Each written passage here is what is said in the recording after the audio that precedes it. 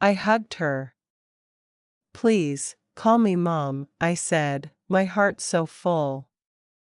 She stiffened just a little in my arms. "I'll call you Clara, if that's all right," she said gently. "It feels more modern." I pulled back, a little surprised, but I nodded. I didn't want to make a fuss. I just wanted my son to be happy. That first dinner was pleasant. Sophia talked about her job in marketing. She talked about her family, who lived in a much nicer part of town. She complimented the food, though I noticed she only moved it around her plate. After dinner, Leo helped me with the dishes in the kitchen, like he always did. "So, what do you think?" he asked, his eyes hopeful. "She's lovely, Leo," I said, and I meant it. "She's very polished." "She's amazing, Mom," he gushed. "She's so smart and ambitious. She has her life so together." I smiled and wiped a soap bubble off his nose. "I'm just happy that you're happy." And I was. Truly. For the next 2 years, I watched their relationship blossom. They got a sleek, modern apartment together in the city. I visited a few times, but I always felt a little out of place. Their furniture was all sharp edges and light colors. There were no cozy, worn-out blankets. No sentimental clutter. It was beautiful, but it didn't feel like a home. Then, one evening, Leo came over alone. He was fidgeting, nervous. "Mom," he said, sitting down at my old kitchen table, "I'm going to ask Sophia to marry me." Tears sprang to my eyes immediately. "Oh, Leo. That's wonderful news." I reached out to hug him, but he was holding a small, black velvet box. He opened it. Inside was a stunning diamond ring. It was huge. It must have cost a fortune. I felt a small knot of worry in my stomach. "Leo, that's a very big ring." Are you sure?" His face clouded over just a little. "Sophia has certain tastes, Mom. I want to give her the best." I took out a small loan. "It's fine." "A loan? For an engagement ring?" But I didn't say anything. I didn't want to spoil his joy. He proposed. She said yes. And the wedding planning began almost immediately. That's when the slow, quiet shifting began. The small changes that, at first, I hardly noticed. The first time I felt it was at the wedding venue tour. Sophia's mother, Eleanor, had arranged it. She was a tall, elegant woman who wore silk scarves and spoke in a tone that sounded like a command. We were looking at a magnificent ballroom in a hotel I could never afford to even enter. "This is the one," Eleanor declared, not asking, but telling. "It's beautiful," I said, feeling small in my simple dress. "It's adequate," Sophia said, looking at her phone. "The chandeliers are a little dated, but we can work with it." Leo was just nodding, his arm around Sophia. "Whatever you want, honey." I turned to him. "What about the old community hall, Leo? The one by the river? You always said you thought it was a cool building when you were a kid." He looked at me, confused. "That old place? Mom, that's for, well, it's not really for a wedding like ours." A wedding like ours. The word stung. What did that mean? Sophia gave me a thin smile. Clara, we're aiming for a certain standard. This is going to be in the society pages. I closed my mouth and just nodded. The guest list was the next thing. Sophia and her mother had it all planned out. 200 people. Business associates. Distant relatives from their side. Friends from their golf club. I looked over the list. Where are Aunt Mary and Uncle Bob? I asked. And what about Mrs. Gable from next door? She's watched Leo grow up. Sophia sighed, as if I were a child asking for too many sweets. Clara, we have a very strict number. We simply don't have room for everyone. But they're family, I said softly. It's our day, Mom, Leo said, not looking at me. We need to do what's right for us. Our day. The words felt like a door closing. I tried to stay involved. I offered to help with the centerpieces. I thought it would be a nice thing to do together. I spent a weekend making a beautiful sample with silk flowers and a little battery-operated light. I brought it to their apartment, so proud of my work. Sophia looked at it. She didn't pick it up. She just tilted her head. It's very homemade, Clara, she said. We've already ordered the floral arrangements from the designer. They're minimalist. White orchids. This is a bit much. I looked at Leo. He was looking at Sophia, waiting for her cue. It's nice, Mom, he said finally. But Sophia's got a real vision for this. His vision. Not ours. His and Sophia's. The final straw, before the wedding, was the suit. Leo came over one afternoon. He seemed stressed. Mom, he said. About the wedding. The groomsmen are all wearing very specific tuxedos. It's a package deal. That's fine, honey, I said. I can help you with the cost if you need. It's not that, he said, avoiding my eyes. It's my suit. As the groom. It's different. It's a custom fit, from a specific tailor. There is a silence that happens right after your world breaks. It's not a peaceful silence. It's a heavy, thick quiet, where all you can hear is the sound of your own heart cracking. I heard that silence in a beautiful garden, surrounded by 200 people. All of them in their finest clothes. All of them watching me. My only son, the boy I raised on my own, had just asked me to leave his wedding. He stood there under a canopy of white flowers, his new wife's hand gripped tightly in his.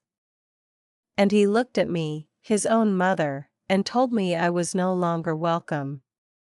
The air left my lungs. The happy music from the string quartet seemed to slow and warp. All I could see was his face, so familiar, yet in that moment, a complete stranger. I had given this boy everything.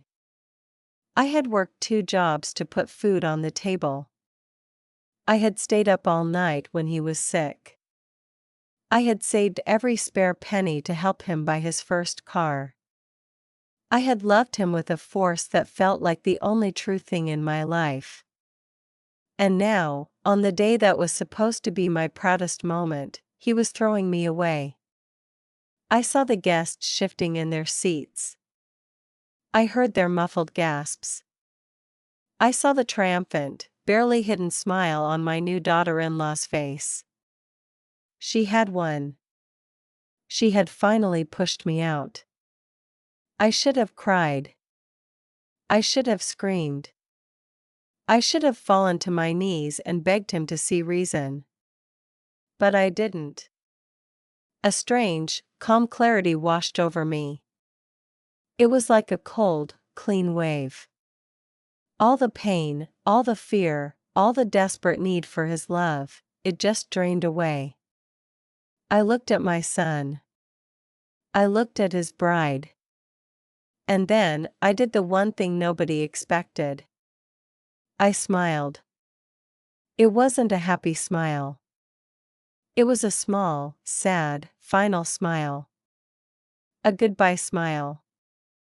And then, I spoke. I didn't shout. My voice was quiet, but in that dead silence, it carried to every single person. What I said was only a few sentences. But those words changed everything. They didn't just silence the room. They shattered the perfect image of the day. And they set me on a path I never thought I'd have to walk alone. This is my story. It's a story about a mother's love, a son's betrayal, and the quiet strength it takes to finally let go. My name is Clara. For most of my life, I was just a mom. My world used to be very small, and very full. It was filled with the smell of peanut butter sandwiches, the sound of little feet running down the hallway, and the warm, solid weight of my son, Leo, sleeping in my arms. His father, my Michael, was a good man. He had a laugh that could fill a whole house. But a heart attack took him from us when Leo was only 5 years old. One day, our family was 3. The next day, it was just 2. After Michael was gone, my entire world shrank down to my son. He was my reason to get up in the morning. My reason to keep going. I worked as a receptionist during the day and typed medical reports at night. The house was often quiet, but it was our quiet. We had our routines. Taco Tuesdays. Movie Fridays. Pancake Sundays. Leo was a good boy. A little quiet, like his father. He loved building complicated Lego castles and reading books about planets. I remember sitting on the edge of his bed at night, listening to him tell me facts about Jupiter's moons. His eyes would just shine. I tried my best to be both mom and dad for him. I learned to throw a baseball, even though I was terrible at it. I helped him with his science projects, staying up late to paint papier-mâché volcanoes. I saved every dollar I could for his college fund. It wasn't always easy. There were lonely nights. There were bills I wasn't sure how to pay. But when Leo would hug me and say, "You're the best, Mom," every single struggle felt worth it. He grew up. It happened so fast. One day he was a little boy with scraped knees. The next, he was a young man, tall and handsome, heading off to university. The house felt so empty when he left. The silence wasn't our comfortable quiet anymore. It was just silence. I missed the mess. I missed the noise. I missed him. But I was so proud. He was studying engineering. He was smart. He was going to have a life I could only have dreamed of. He met Sophia during his final year of college. He brought her home for a Sunday dinner. I was so nervous. I cleaned the house from top to bottom. I cooked his favorite meal, my special meatloaf and garlic mashed potatoes. When I opened the door, I saw them standing there, hand in hand.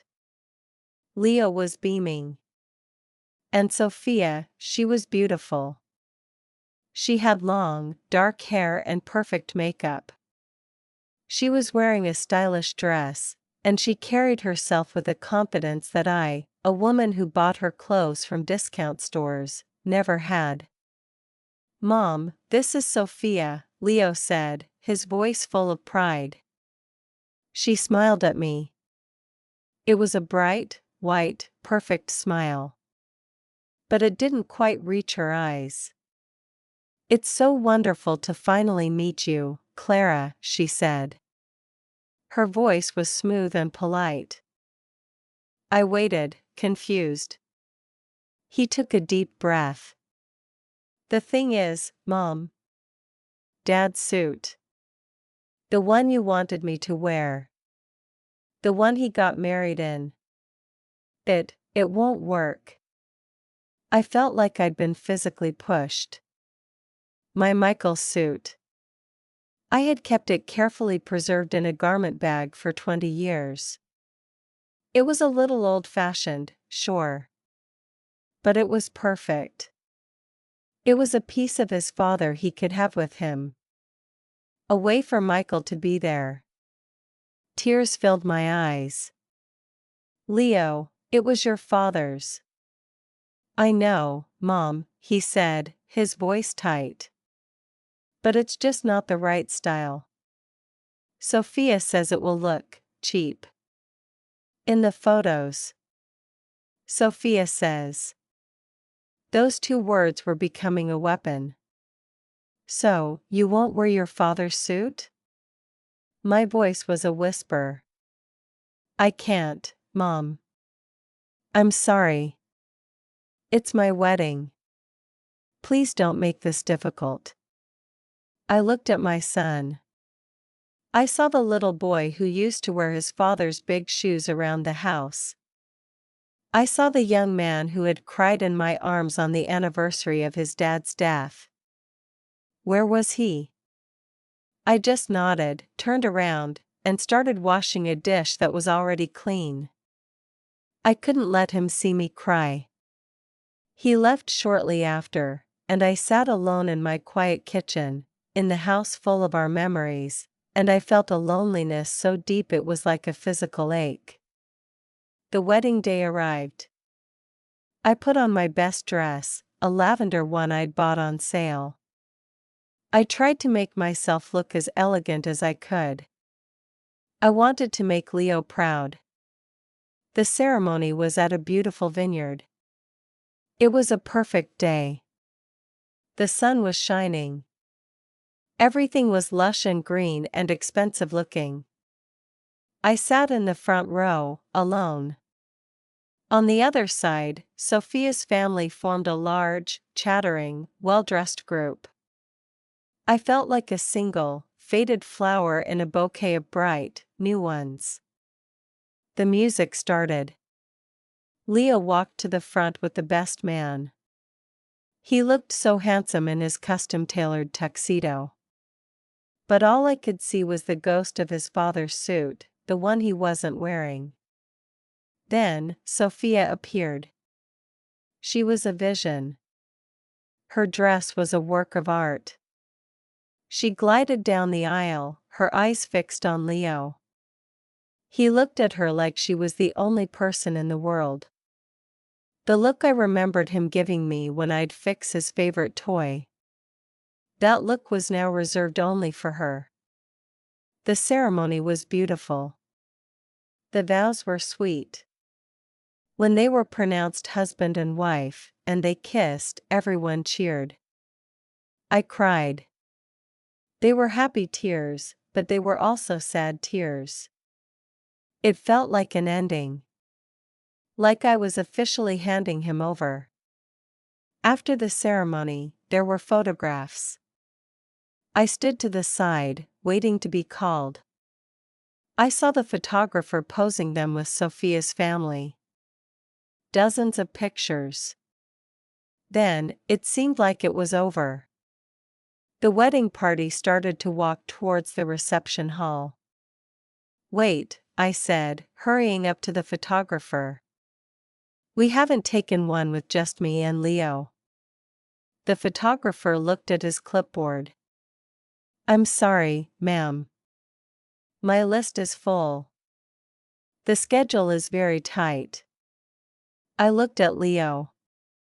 He was standing with Sophia, her hand on his arm. Leo? I said. Just one picture? For me? Sophia answered for him. Clara, we really have to keep to the timeline. The sunset photos are crucial. Maybe later. Her smile was tight. Leo just looked uncomfortable. Okay, I said, my heart sinking. Later. But I knew there would be no later. Part 4, The Turning Point. The reception was in a stunning tent, filled with those white orchids Sophia loved. It was like a dream. I found my seat at a table at the edge of the dance floor.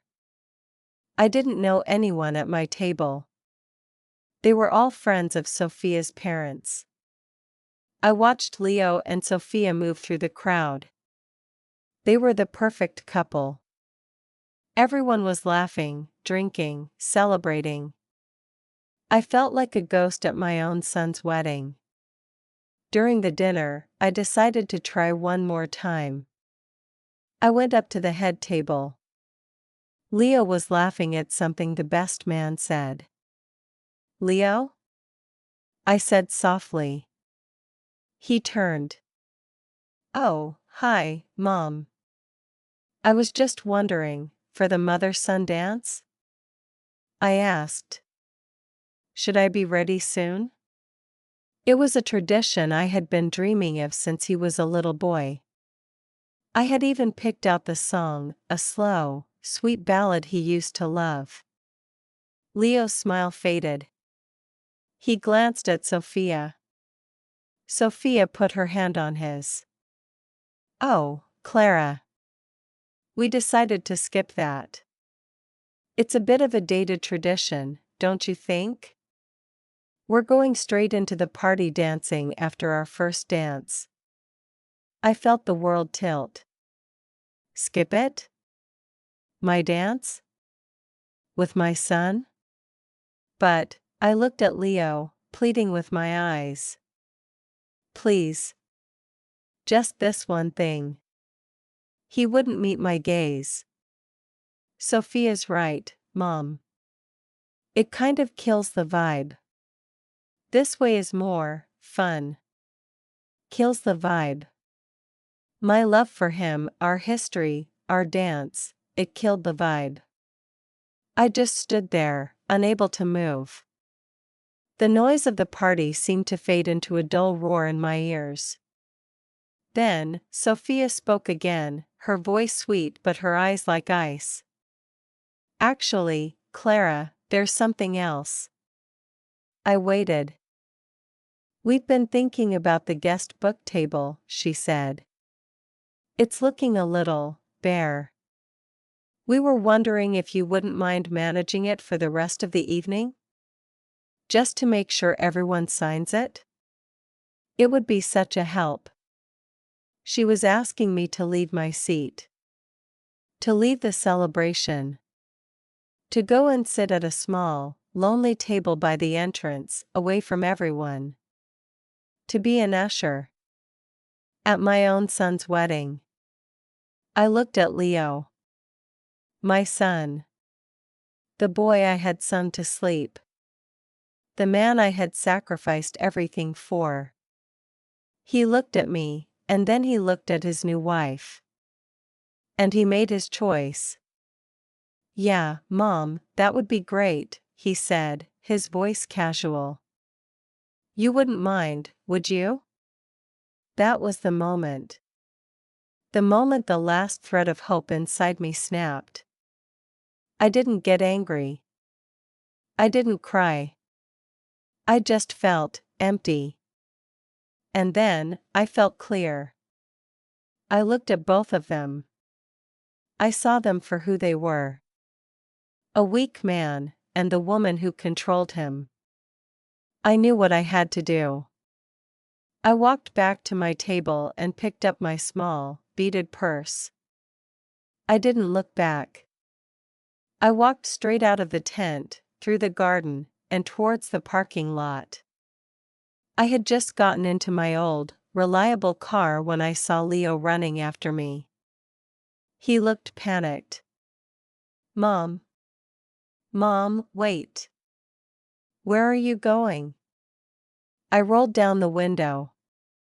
"Home, Leo." "You can't leave," he said, his voice rising. "What will people think?"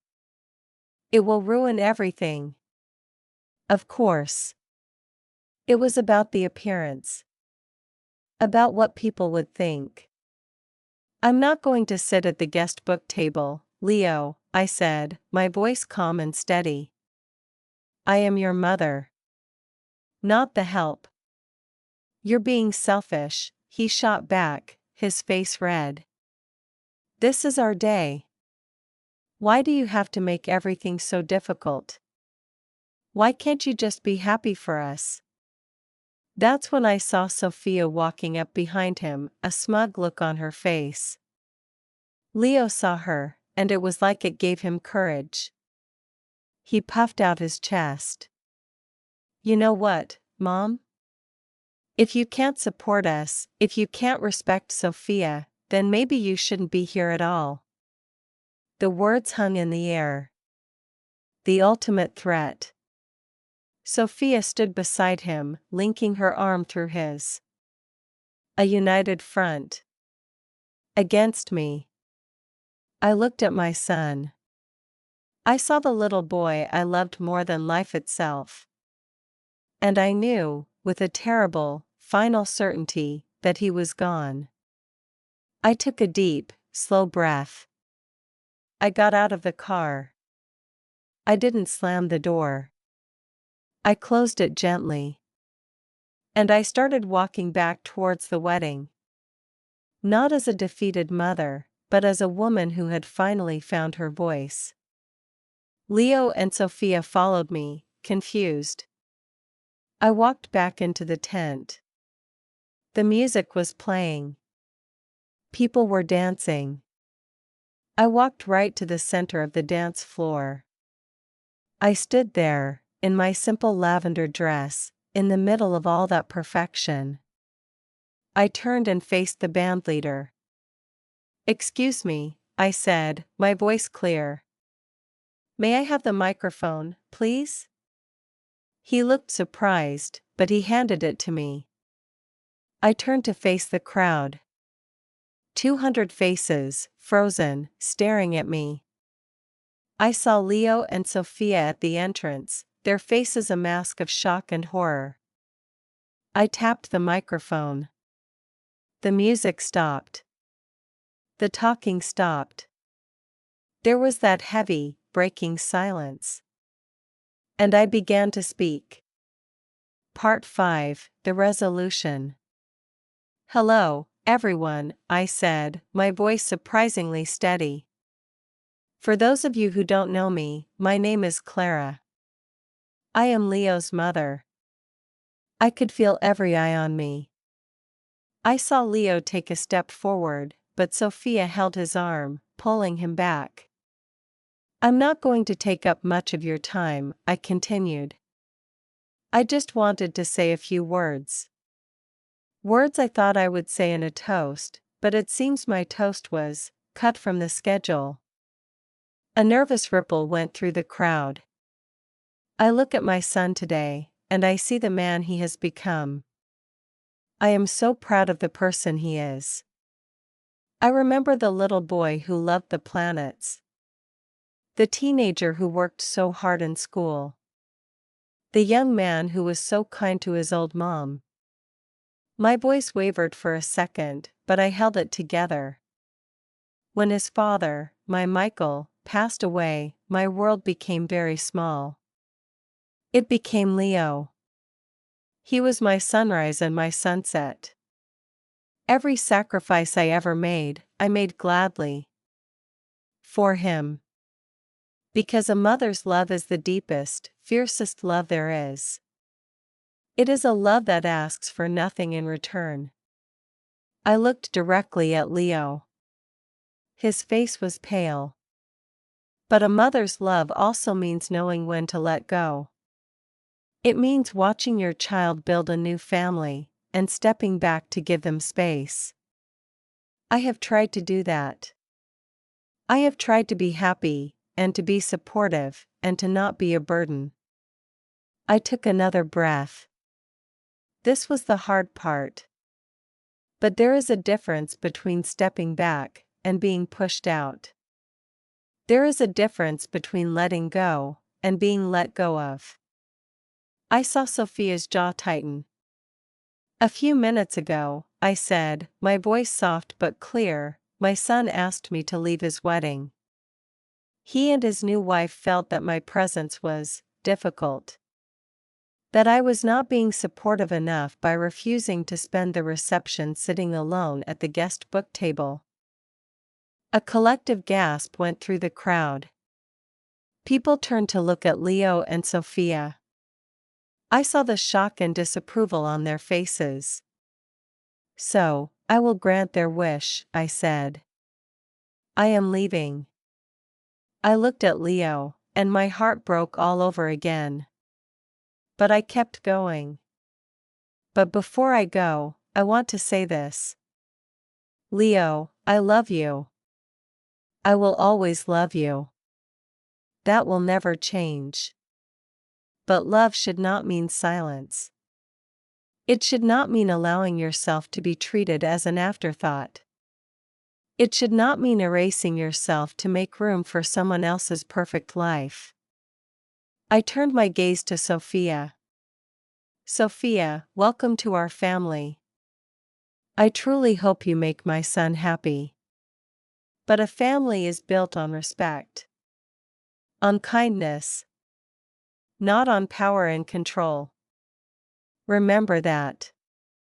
I looked back at the crowd.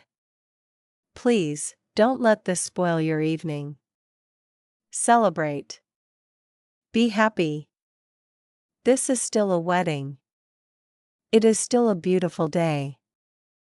I handed the microphone back to the stunned bandleader. The silence in the tent was absolute.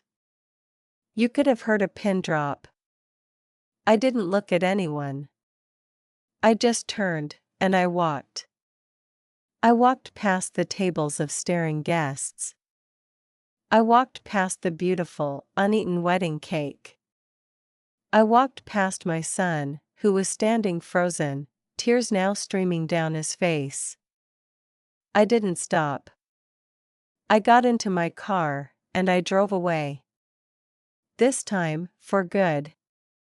The days that followed were the darkest of my life.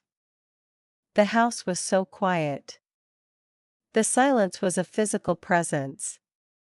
I didn't answer the phone. I didn't check the messages. I knew there would be anger from Leo. Accusations from Sophia. Pleas from well-meaning friends. I had to sit with the pain. I had to let it wash over me. The grief was not just for the wedding, but for the son I had lost. The future I had imagined, being a grandmother, having family holidays, growing old surrounded by love, it was all gone. I cried until I had no tears left.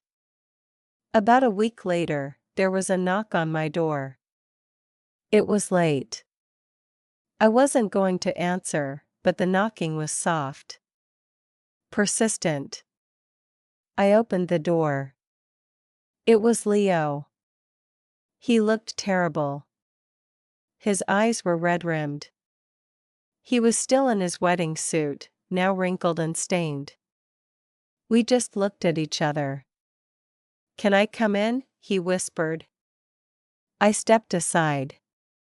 He walked into the living room and stood there, looking lost. He looked at the photos on the mantelpiece. Photos of him and me. Photos of his father. "I'm sorry, Mom. The words were so quiet, I almost didn't hear them. Then, he broke. He crumpled onto my sofa, his shoulders shaking with huge, ragged sobs. The kind of sobs I hadn't heard since he was a little boy.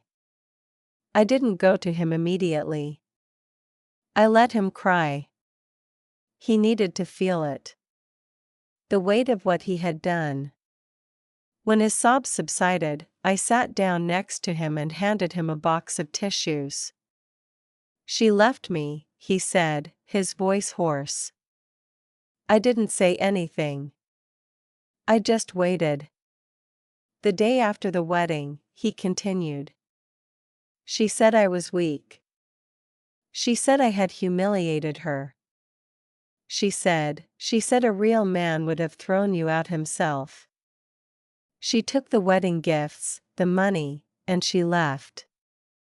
He looked at me, his face a mess of tears and regret. "She never loved me, Mom. She loved the idea of a husband. A successful husband she could control. I was just a project." I put my hand on his back. It was an automatic, maternal gesture. "I am so sorry," he cried. "For everything. For the suit.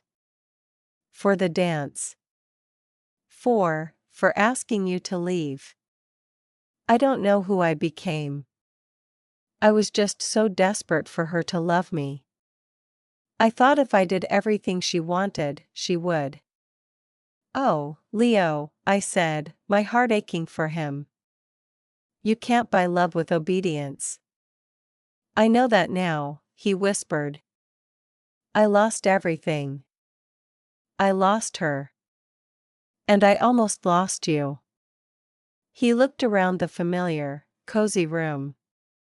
At his childhood home. "This is what's real," he said. "You are what's real." And I threw it away. We talked for hours that night. He told me about the pressure he'd been under. The constant criticism from Sophia. The way she slowly isolated him from his friends, and then from me. He told me about the debt he was in from the ring and the wedding, trying to keep up with her demands. It was a story of a young man who was lost, and a woman who took advantage of that. I listened. I didn't interrupt. I didn't say, "I told you so." When he was finished, he looked exhausted. Empty. "Do you think you can ever forgive me, Mom?" he asked, his voice small. I looked at my son. Not the groom in the tuxedo. Not the man controlled by his wife. But my little boy. He had made a terrible, hurtful mistake. But he was still my son. "Yes, Leo," I said softly. "I can forgive you. But forgiveness isn't a magic eraser. The hurt is still there. Trust has to be rebuilt. That will take time." He nodded, understanding. "I'll do whatever it takes. I promise." He started coming over every Sunday again. For tacos.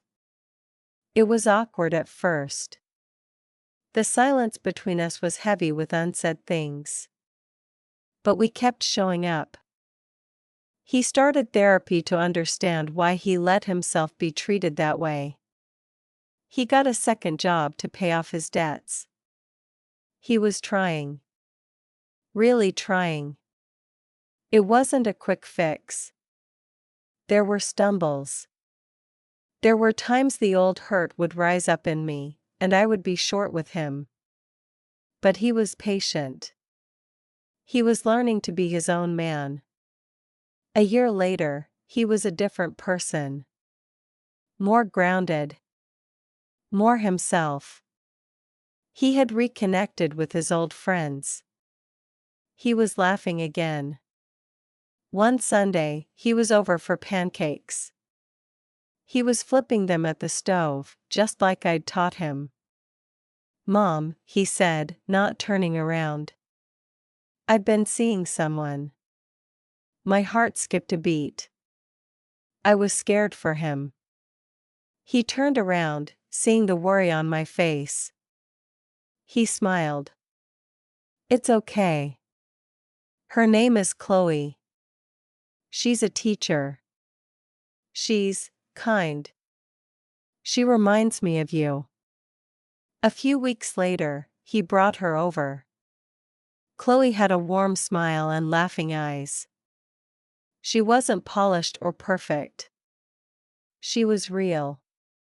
She hugged me when she met me. A real, genuine hug. We had a great evening. She helped me with the dishes without being asked. She and Leo teased each other gently.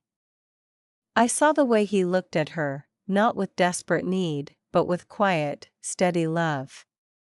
After they left, I looked around my kitchen. It was messy. There were dirty plates in the sink. And it felt like a home again. It felt full. Life has a funny way of coming full circle. Last month, Leo and Chloe got engaged. It was a quiet affair. He proposed during a picnic in the park, by the river where he used to play as a boy. There was no giant, expensive ring. He gave her his grandmother's simple, gold band. And she cried tears of pure joy. They asked me to help them plan the wedding. We're having it at the old community hall. The one he once said wasn't good enough. We're stringing up fairy lights. His Aunt Mary and Uncle Bob are coming. So is Mrs. Gable from next door. And Leo? He asked me if I thought his father's suit could be altered to fit him. When he asked me that, I started to cry. But this time, they were only happy tears. We found a wonderful tailor who is working magic on the old fabric. It will be perfect. And we have our song picked out for the mother-son dance. The same one I had chosen all those years ago. This wedding will not be in the society pages. It won't be perfect. But it will be real. It will be filled with love, and laughter, and the people who truly matter. I look at my son now, and I see the man he was always meant to be. A man who knows that strength isn't about control, but about character. A man who knows that love isn't about grand gestures, but about showing up, day after day. Our relationship is different now. It's stronger. It's built on honesty and mutual respect. We had to walk through a terrible fire to get here, but we came out the other side. I learned something through all of this. I learned that being a mother doesn't mean sacrificing yourself until you disappear. It means loving your child enough to sometimes say no. It means having boundaries. It means showing them, through your own actions, what self-respect looks like. Letting go of Leo was the hardest thing I ever had to do. But in letting go of the son I thought I had, I made room to find the son I actually have. A good, flawed, wonderful man who is still learning, just like the rest of us. And as for Sophia? I heard she moved away. I don't wish her ill. In a strange way, I feel sorry for her. She will never know the kind of deep, unconditional love that comes from a family built on a solid foundation. A love that can withstand storms. So, if you are listening to this, and you are in a place of pain, if you feel pushed aside, or taken for granted by someone you love, please know this. Your love has value. Your presence has meaning. Do not ever let anyone make you feel small. Do not ever allow yourself to be treated as an option. Sometimes, the most loving thing you can do is to love yourself enough to walk away. To speak your truth, even if your voice shakes. Because silence can be broken. And hearts, even broken ones, can learn to beat again. Stronger than before.